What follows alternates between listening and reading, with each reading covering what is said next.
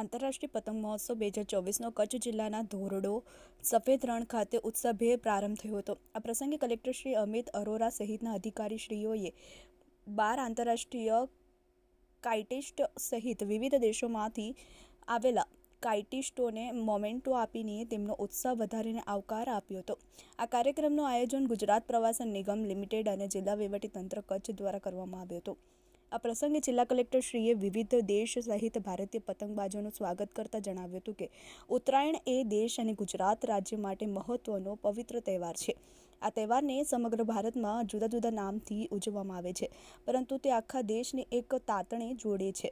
ગુજરાતે આ પર્વને ટુરિઝમ સાથે જોડીને તેનું મહત્વ અનેક ગણું વધારી દીધું છે. રાજ્ય સરકાર સરહદી ગામ ધોરડોના સફેદ રણ ખાતે આંતરરાષ્ટ્રીય પતંગોત્સવની ઉજવણી કરીને ટુરિઝમના વિકાસ સાથે ગ્રામ લોકોનું જીવન ધોરણ ઊંચું આવે તે દિશામાં પ્રયાસો કરી રહી છે.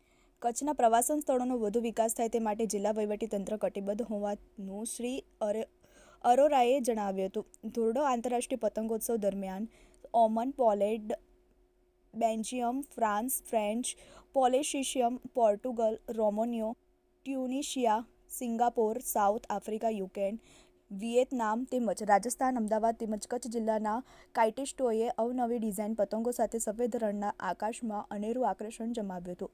શાળાના વિદ્યાર્થીઓ સહિત ઉપસ્થિત સૌએ પતંગોત્સવની મજા માણી હતી.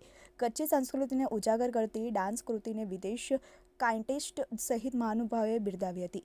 આ પ્રસંગે ધોરડો પર સરપંચ શ્રી મિયા હુસેન, જિલ્લા વિકાસ અધિકારી શ્રી S.K. પ્રજાપતિ, ભુજ પ્રાંત અધિકારી શ્રી અનિલ જાદવ, માર્ગ અને મકાન રાજ્ય અધિક્ષક એન્જિનિયર શ્રી V.N. વાઘેલા, જિલ્લા આરોગ્ય અધિકારી doctor R.R.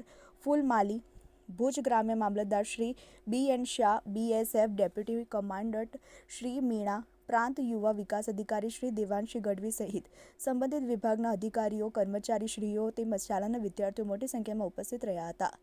Rathod Dharamsinh, TV18 news, Kutch.